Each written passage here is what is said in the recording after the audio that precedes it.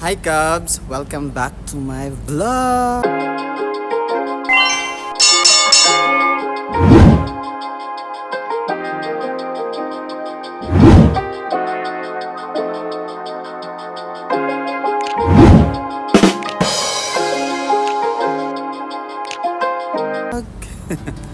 Okay, so good afternoon everybody. So time check tayo. 5:13 in the afternoon.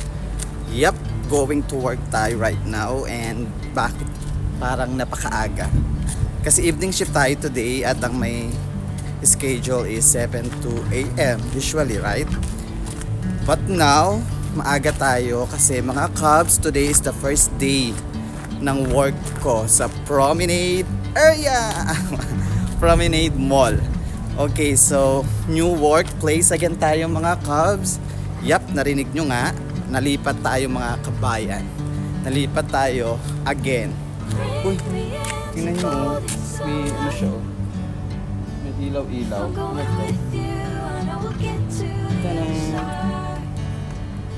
May nakuha ko. I don't know what it is, pero I think parang siya sa Ciara. Diba? Taray. Nawakan ko talaga. Baka may ano pa yun eh. Anyway, mga Cubs, so nalipat tayo ng location, another location again. And then actually, wala pa akong idea kung saan eksakto yung place nito sa loob ng Promenade. Yung Promenade kasi, it's a mall here in Kuwait at yung location niya is sa may Hawali area. So ngayon, ang gagawin natin, inagahan natin kasi hahanapin pa natin yung mismong Elevation Burger store doon sa loob ng Promenade area. And then plus, that is my first time also na makapasok doon sa loob. So wala akong idea kung saan doon yung sabihin nating hamam o yung tinatawag namin hamam dito is yung CR kasi magpapalit tayo ng ng uniform. Magpapalit tayo ng damit to uniform, right? So iyon, inagahan natin. So in this vlog, sasama ko kayo, bibigyan ko kayo ng idea kung saan ba yung Promenade Mall na to. Kung ano ba ang dapat yung sakyan kung magmumula kayo dito sa Mimanggav area, especially here in Block 1. Kasi kung magmumula kayo sa Mahabula, napakadali lang naman, isang sakay lang naman. At take note, number 102A ang sasakyan nating bus kasi this number of bus lang ang dumadaan sa lugar na yon. Okay? So I think nagkakaroon na kayo ng idea bakit parang napaagay pagpasok ko. Kasi magdadalawan sakay tayo. So yun lang mga Cubs. So watch this video.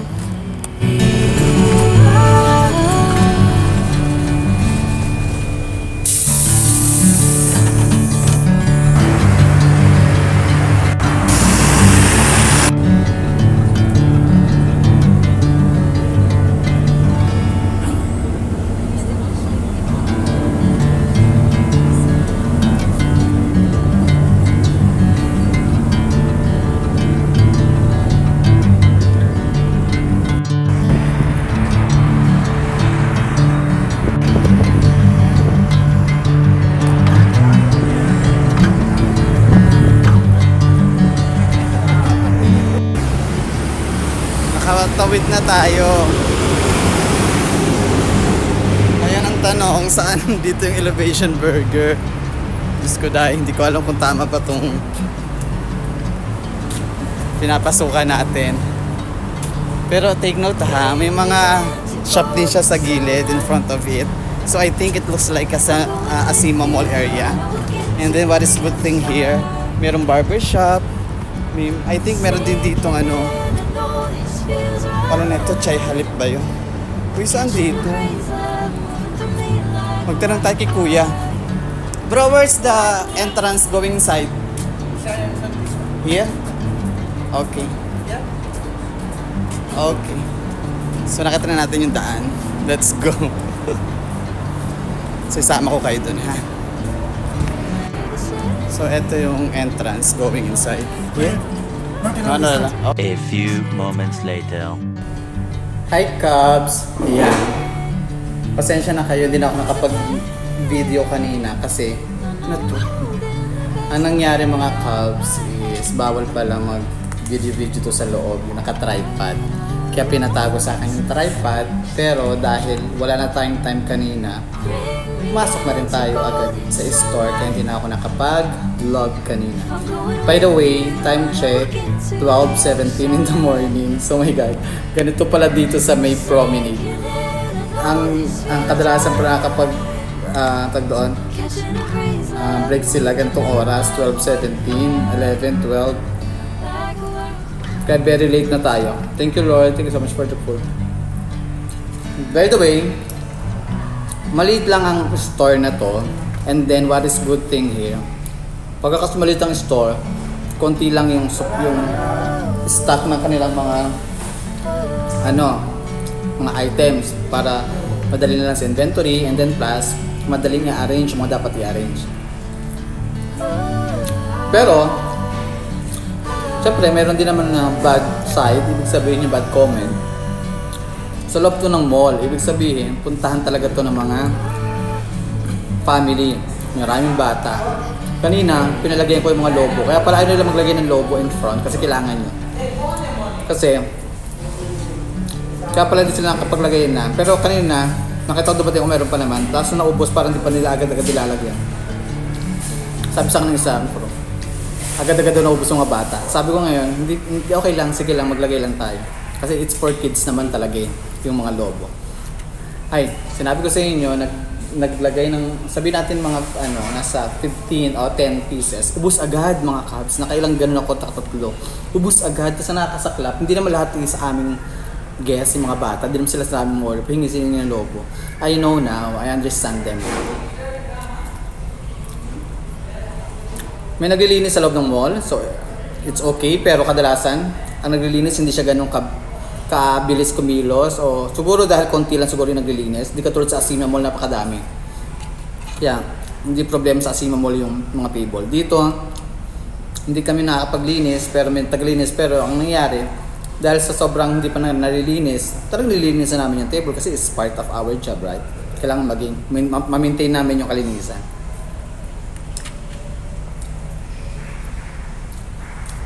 Ayun lang. Nakakatawa, isa lang yung crew, 3 kaming mudiya. O, saan ka pa? Ade, alam mo na mangyayari ngayon, magka-closing. Maglilinis na tayo ng bongga-bongga. Yun lang mga Cubs, and then also pala, i-add ko na rin.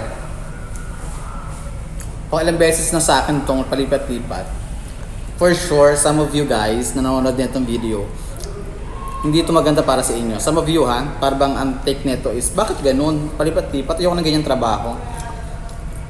Sa layo-layo pa. By the way, iba-iba tayo ng take pagdating sa ganitong issue. Kung some of you is hindi ito gusto, nirerespeto ko yan. But for me, ako yung uri ng tao na ang prinsipyo ko, this is my work. This is my work nature. It's possible happen din. Kahit di naman sa company nyo, pagka may ganitong may manpower issue, mangyayari to. Possible malipat-lipat kasi ibang location. And then, pagka nangyari yun sa iba, nagiging rason din yung bakit sila nag-resign, bakit sila nawawala ng gana sa pag-work, pagtatrabaho. Pero ako, ibahin nyo ako mga Cubs. Hindi ako nawawala ng gana sa pagpasok, hindi din ako naiinis, pero hindi naman ako parang tameme lang na sunod-sunod na parang asong or whatever. Nagtatanong din naman ako, bakit ako lilipat? Anong rason? Ngayon, pagka naintindihan ko, sinabi sa akin, naintindihan ko naman. Tapos plus, ang una-una ko kasing concern mga Cubs sa trabaho ko. Sinasabi ko to sa mga modder. Pag lilipat nyo ako, make sure na it's a bus accessible. Ibig sabihin, may mga bus na dumadaan. Pag walang bus na dumadaan, may hirapan ako. Katulad na lang sa Asima Mall. Hi, good evening. Kabayan ka pala. Kamusta? Okay. Enjoy. Kain tayo. Hindi katulad sa Asima Mall, walang bus na dadaan pagka-close na. Liver lang. Dito na. Si Ray naalis na. Okay. Kaya lilipat ako dito. Pero malapit ka lang dito. Manggaf. Malayo. Malapit kasi yung ako dito. Magkawalong buwan pala ako eh. Galing ka Pinas? Ilang buwan ka na? Walo. Wow, congratulations. Mag-hi ka muna sa vlog ko. Mag-hi ko. Hello! Wow, 8 buwan pa lang si Kabayan. Hindi po sa Pilipinas. Wow, saka sa Pinas. Ubando, Bulacan. Obando, Bulacan. Okay, sige. 8 buwan ka na. Anong company mo? Venture. Malaking company? Maliit lang. O sige na, balitaan na lang. So yun, so naka-8 buwan na siya. So anyway, sabi ko nga sa inyo, basta accessible ang area, walang problema sa akin. Kahit gaano pa kalayo yan. Kasi ang concern ko is yung pamasahe. Ha? Monetize ka na? Monetize ka na? Sa YouTube hindi pa, pero sa TikTok na ano na ako. Okay na? Okay. Yeah, follow mo ko, oy. Sige, pag ano, araw-araw naman ako dito eh. Ano oras ka na stress? 4. Uwi, alas 4. Alas 3 naman ako eh. Hindi. Okay guys, okay Caps, yun na lang. So yun lang. Kabayan kasi. So basta accessible, walang problema kahit gaano kalayo. Kasi ang concern ko is yung pera, budget. So yun lang, so far I'm so happy here. So I'm with Ma'am Eileen. Kabatch ko siya actually, from Pinas. So yun, nagkita kami. Ay, aray. Medyo kalog, kaya okay naman sa akin. May pagkapasmado din buhanga. Yun lang Cubs, so enjoy lang tayo sa buhay. Thank you so much, bye bye.